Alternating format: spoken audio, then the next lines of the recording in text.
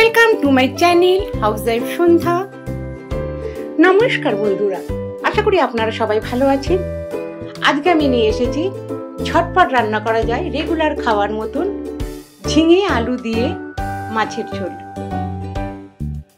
এর জন্য আমি কাতলা মাছ নিয়ে নিয়েছি 4 পিস, আর এখানে আদা আর কাঁচা লঙ্কা নিয়েছি, ওটা পেস্ট করব। আর পেঁয়াজটাকে আমি কুচি করে নিয়েছি, একটা পেঁয়াজ। এখানে আলু লম্বা করে কেটে নিয়েছি, আর ঝিঙের ছাল ছাড়িয়ে লম্বা করে মাছের ঝোলের মতো কেটে নিয়েছি। আর মাছগুলোকে ভালো করে ধুয়ে নুন আর হলুদ মাখিয়ে রেখেছি। এবার মশলার মধ্যে আমি নিয়ে নিয়েছি তেজপাতা, এখানে আদা আর কাঁচা লঙ্কা বেটে নিয়েছি, নুন, আর এখানে হচ্ছে জিরের গুঁড়ো, আর এটা হচ্ছে কাশ্মীরি লঙ্কার গুঁড়ো, এখানে নিয়েছি ধনের গুঁড়ো, আর এটা হচ্ছে হলুদ গুঁড়ো, আর এখানে আমি নিয়ে নিয়েছি আমার বানানো টমেটোর পেস্ট। এটা আমার লিঙ্কেই পেয়ে যাবেন, এটা আমি আগেই শেয়ার করেছি। এবার তেলটা গরম করে আমি নুন হলুদ মাখা মাছের টুকরোগুলো আমি এখানে ভেজে নিচ্ছি। এখানে আমি কম তেল দিয়ে ভাজছি, তাই একবারে সবকটা মাছ দিতে পারছি না। তো এইগুলো একটু ভাজা হয়ে গেলে আমি দিয়ে দেবো। আমি পেটির টুকরোগুলোকে কেটে নিয়েছি, কেননা ভেতরটাও যাতে ভাজা হয়ে যায়, নাহলে মাছের জায়গাটা ভাজা হতে চায় না, সেটাতে প্রচুর তেল লাগে ভাজতে গেলে। তো যেহেতু আমি কম তেলেই ভাজছি, এটা আমি খুব হেলদিভাবে করছি, এটা রেগুলার খাওয়ার মতন একটা মাছের ঝোল হবে। তো সেখানে খুব বেশি পরিমাণে আমি তেল দেবো না, কেন তেলটা যদি ভাজতে বেশিক্ষণ বেশিটা দিই তাহলে আমি রান্নাতেও বেশি খেতে হবে, আর না হলে সেটা ফেলে দিতে হবে।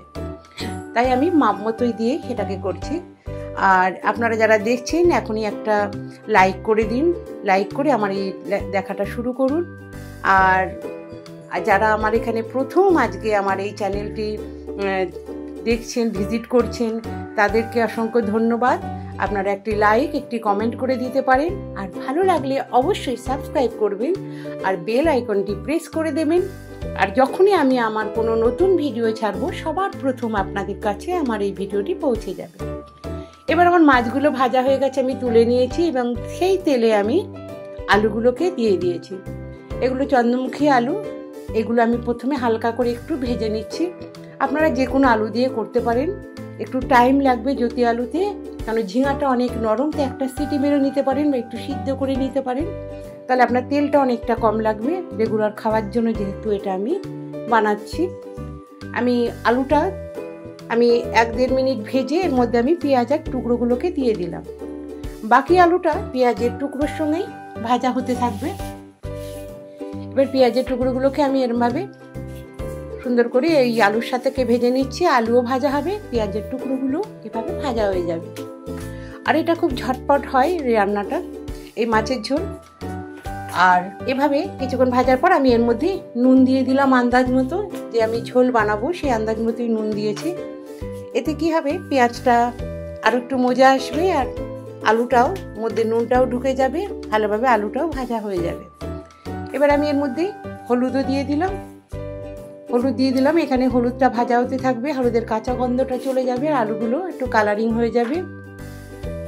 এবার আমি এর মধ্যে একে একে আমি সব মশলাগুলো দিতে থাকবো। এর জন্য আমি যে আদা আর কাঁচা লঙ্কা পেস্ট করে রেখেছিলাম, এবার আমি সেই আদা কাঁচা লঙ্কার পেস্টটা এর মধ্যে আমি দিয়ে দিলাম। দিয়ে একটু নাড়াচাড়া করে পরপর আমি আর যে কটা মশলা ছিল, যেমন রেগুলার খাওয়ার যে মশলাগুলো থাকে, জিরের গুঁড়ো, এবার আমি দিচ্ছি ধনের গুঁড়ো আর কাশ্মীরি লঙ্কার গুঁড়ো। যেহেতু এটা কাঁচা লঙ্কা দিয়ে বানানো, তো সুতরাং এর মধ্যে আমি একটু কাশ্মীরি লঙ্কার গুঁড়ো দিলাম, এটা কালারের জন্য। দিয়ে মশলাটাকে একটু নাড়াচাড়া দিয়ে আমি এর মধ্যে ঝিঙের টুকরোগুলোকে দিয়ে নিলাম। এই ঝিঙের টুকরোগুলোকে আমি কোনো তেলে ভেজে নেব না, এটা এই মশলার সঙ্গে কষতে কষতে এটা ভাজা হয়ে যাবে। তাই মশলার সঙ্গে এটাকে আমি ধীরে ধীরে কিছুক্ষণ কষিয়ে নেব। এখানে ঝিঙেটার ভাজা হয়ে যাবে। এখানে বেশ কিছুক্ষণই আমি এই মশলাটাকে কষাবো, এর জন্য আমি একটু জল দিয়ে দিলাম। এই জলের সাথে যেহেতু নুন আছে, ঝিঙের জলটাও বেরিয়ে আসবে, আর মশলাটা খুব সুন্দর কষে আসবে।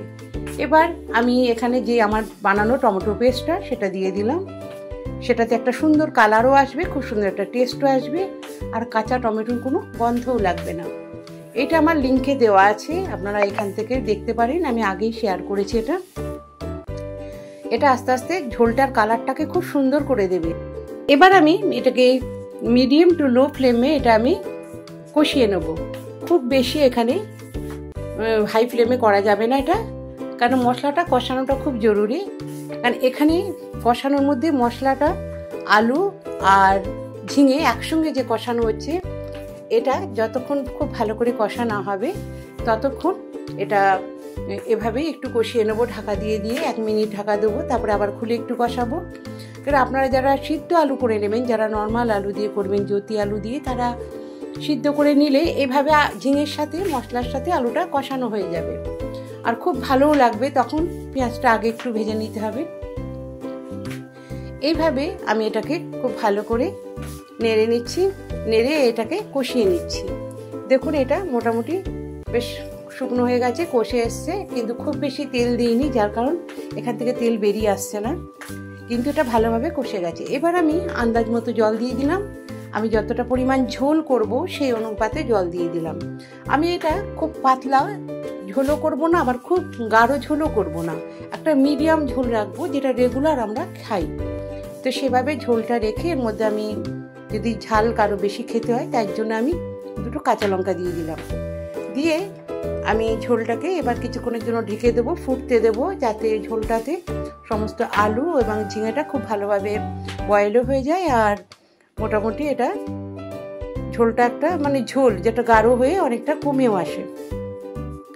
এবার আমি এর মধ্যে ঢাকাটা উল্টে একটু নেড়ে এর মধ্যে মাছগুলোকে আমি দিয়ে দিচ্ছি।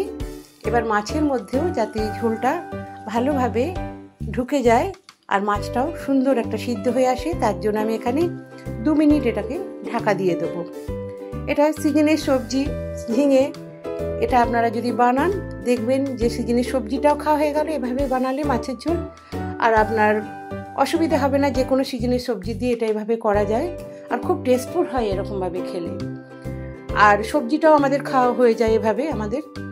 এবার কিছুক্ষণ ফোটার পর 2 মিনিটের মতন ফোটার পর এটাকে আমি ঢাকা খুলে দেখে নিলাম যে আমার এটা কমপ্লিট হয়ে গেছে।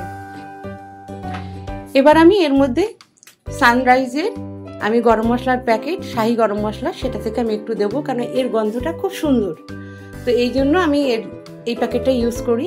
তো এটা একটু দিয়ে নিলাম, আর এতে আপনারা যদি দিতে চান দেবেন, না দিলে আপনারা স্কিপও করতে পারেন, কিন্তু এটা একটু আমি মাছের ঝোলে দিই যাতে মাছের কোনো রকম যে একটা আষ্টে গন্ধ থাকে সেটা না থাকে, তার জন্য। আর এর মধ্যে আমি একটু ধনেপাতা কুচি করে দিয়ে দিচ্ছি, আপনারা স্কিপ করতে পারেন ধনেপাতাটা, যারা খান না দেবেন না। আর আমি একটু দিয়ে দিলাম, আমি ভালোবাসি আর আমার কাছে ধনেপাতাটা ছিল তাই আমি এটা দিয়ে দিলাম। তার জন্য আমি 1 মিনিটের মতন আবার একটু ঢাকা দিয়ে দিলাম। দিয়ে এবার আমার মাছের ঝোল কমপ্লিট, একদম রেগুলার খাওয়া যাবে এরকম একটি মাছের ঝোল। এইরকম মাছের ঝোল বানালে আর অন্য কিছু প্রয়োজনই হয় না। আপনারা মাছের ঝোল তো খানই রোজই, কিন্তু এভাবে একবার বানিয়ে দেখুন, ভালো লাগবে আপনাদের। হয়তো বানিয়েও খেয়েছেন, কিন্তু আমি এইভাবে বানিয়ে দেখালাম, এটা আমার পদ্ধতি আর খুব ঝটপট হয়। দেখুন ঝোলটা খুব সুন্দর হয়েছে, কালারও খুব সুন্দর এসেছে। সম্পূর্ণ কাঁচা লঙ্কা দিয়ে করা, এর মধ্যে কোনো একদম হেলদিভাবে বানানো, সিজনাল সবজি দিয়ে বানানো, শরীরের পক্ষেও খুব উপকারী। এবার আমি মাছের ঝোলটাকে আমি সার্ভিং বলে তুলে নিচ্ছি সার্ভ করার জন্য। আর মাছটাও দেখুন সম্পূর্ণ ঝোলের মধ্যে ঝোল মিক্সড হয়ে খুব সুন্দর হয়ে গেছে। আর এই রকম মাছের ঝোল রেগুলার যদি পাতে থাকে গরম ভাতের সাথে, আর কোনো কিছুর প্রয়োজন হয় না। তো এরকমভাবে অবশ্যই একবার আপনারা বানাবেন। আর পুরনো বন্ধুরা যারা আমার এখনো সাথে রয়েছেন, যারা আমাকে এত ভালোবাসা দিচ্ছেন, তারা অবশ্যই একটা আমাকে লাইক করবেন। প্রথমে আপনারা অনেক সময় লাইক করতে ভুলে যান, কমেন্ট করে চলে যান, তাই আপনাদের কাছে অনুরোধ একটা অবশ্যই লাইক করবেন। আপনাদের একটি লাইক আমাকে অনেক বেশি অনুপ্রাণিত করে। তো দেখুন মাছের ঝোল রেডি। আর যে যেখান থেকে আমার এই ভিডিওটি দেখছেন তাদেরকে অসংখ্য ধন্যবাদ। আবার আমি আসবো নতুন কোনো ভিডিও নিয়ে আপনাদের সামনে।